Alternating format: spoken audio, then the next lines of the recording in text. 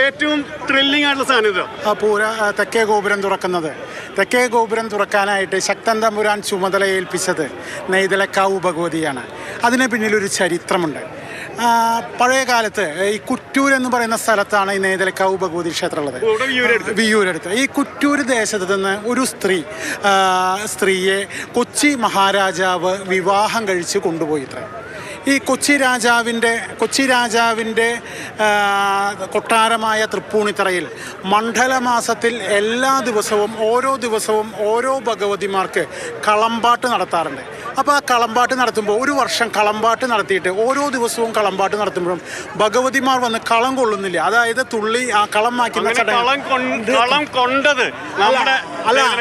അല്ല അങ്ങനെയല്ല. അപ്പോൾ ഈ നാട്ടിലത്തെ ഈ സ്ത്രീ പറഞ്ഞു, എൻ്റെ ഭഗവതിക്ക് കളം നടത്തുകയാണെങ്കിൽ ആദ്യ ദിവസം തന്നെ വന്ന് കളം കൊണ്ടേനെ എന്ന് പറഞ്ഞത് രാജാവിനെ ചൊടിപ്പിച്ചു അത്രേ.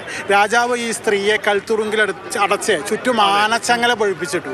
അതേസമയം തന്നെ ഇവിടെ ഈ എന്താ പറയുക, എൽത്തുരുത്ത് കായലിൽ കൈറ്റൊട്ട ദേവുകായിരുന്ന കോമരത്തിന് വെളിപാടുണ്ടാവുകയും അദ്ദേഹം ആ വാളും ചിലമ്പും പരിചയമെടുത്ത് വഞ്ചി വഴി കൊടുങ്ങല്ലൂർ കായലിലൂടെ തൃപ്പൂണിത്തറയിലെത്തുകയും ആ പഴുപ്പിച്ച ആനച്ചങ്ങല കഴുത്തിലെടുത്തിട്ട് അവരെ മോചിപ്പിച്ചു എന്നുമാണ്.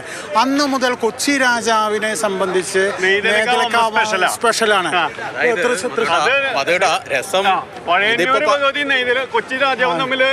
കണക്ഷൻ ഉണ്ട്. അത് അവരുടെ പരദേവതയാണ്. ഈ കൊച്ചി രാജാവ് അന്നു മുതൽ ഇന്നത്തെ ഗാദി ഇരിക്കുന്ന സ്ഥലം രാജാവിൻ്റെ സ്ഥലമാണ്. ആ സ്ഥലത്ത് കൊച്ചി രാജാവ് അവിടെ ഇരുന്ന് പൂരം കാണുകയാണെങ്കിൽ മറ്റ് ഘടകപൂരങ്ങളൊക്കെ വരുമ്പോൾ ഇരുന്ന് പൂരം കാണുകയും നെയ്തലക്കാവിലമ്മ ആ വഴിയിലൂടെ വരുമ്പോഴാണ് എണീറ്റ് നിന്ന് വണങ്ങാറുള്ളതും അവരെ പൂരം കാണാൻ. ഞങ്ങൾ ശ്രീധരന് നേരത്തെ രാവിലെ പറഞ്ഞുള്ളൂ, നെയ്തലക്കാവ് അമ്മ ഒരു വിളക്ക് കത്തിച്ച പോലെയുള്ള സൗന്ദര്യത്തായിട്ട് നെയ്ത്താലത്തിൽ വരികയാണെന്നാണ് അതിന്റെ. അല്ല, സത്യത്തിൽ ഇതിനെ കുറിച്ച് ആളുകൾക്ക് ധാരണയില്ല. ഇപ്പൊ വിനോദ് കണ്ടങ്കാവിൽ ഇത് പറഞ്ഞപ്പോഴാണ് കൂടുതൽ ആളുകളിലേക്ക് ഈ സാധനം എത്തിയത്. കുറച്ച് ആളുകളിലേക്ക് മുഴുവൻ മാത്രമാണ് ഈ ചരിത്രം എത്തിയിരുന്നത്. ദിവിഷൻ അറിയായിരുന്നത് ഇല്ല. ഇത് പഴയന്നൂർ എന്ന് പറഞ്ഞപ്പോൾ നമുക്കൊരു സന്തോഷമുണ്ട്. പഴയന്നൂർ ഭഗവതിയും കൊച്ചി രാജാക്കന്മാരും തമ്മിലുള്ള ബന്ധം, അത് വടക്കുന്നാഥൻ ഈ പൂരവുമായിട്ട് ബന്ധപ്പെട്ട് കിടക്കുന്നത്. ഇത് സത്യത്തിൽ വളരെ കുറച്ചു പേർക്ക് മാത്രം അറിയുന്ന, ഇത് എൻ്റെ ഒരു സീനിയർ കൂടിയാണ്. ഞങ്ങൾ വളരെ സന്തോഷമായിട്ടെന്ന് വളരെ സ്നേഹപൂർവ്വം വിളിക്കുന്നതാണ്. ഈ പൂരത്തിൻ്റെ തിരക്കും ബാക്കി തിരക്കൊക്കെ എങ്ങനെയുണ്ട്? ചൂട് തെരഞ്ഞെടുപ്പൊക്കെ ഉണ്ടല്ലേ ഇവിടുത്തെ? എന്ന് പറഞ്ഞാൽ പൊടിവാറല്ലോ. ഇവിടെ ഈ ഇതിൽ ജനാധിപത്യം വിജയിക്കണ്ടേ? ഈ നാട്ടിൽ ജനാധിപത്യം നിലനിൽക്കാനുള്ള അന്തിമമായ പോരാട്ടത്തിലാണ്. അത് ജനാധിപത്യത്തിന് ഏറ്റവും ഊന്നൽ കൊടുക്കുന്ന ശക്തി വിജയിക്കും. പിന്നെ പൂരം എന്ന് പറഞ്ഞ തൃശ്ശൂർക്കാരുടെ ഒരു ഹൃദയ വികാരമാണ്.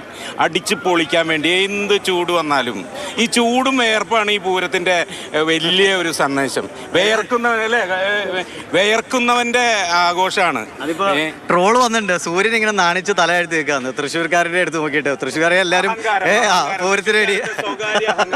ലോകത്ത് എവിടെ മലയാളി ഉണ്ടോ, തൃശ്ശൂർക്കാരുണ്ടോ? ഞാൻ തൃശ്ശൂർക്കാരനാണെന്ന് അഭിമാനത്തോടു കൂടി പറയാൻ കഴിയണത് നമ്മൾ പലയിടത്തും പ്രവാസികളൊക്കെ പലയിടത്തും എത്തിയിട്ടുണ്ട്. ദുബായിൽ വെള്ളപ്പൊക്കമാണെങ്കിൽ പോലും എങ്ങനെയൊക്കെയോ ഏതൊക്കെ വഴിക്കിടെ ഇവിടെ എത്തിയ ആളുകളുണ്ട്.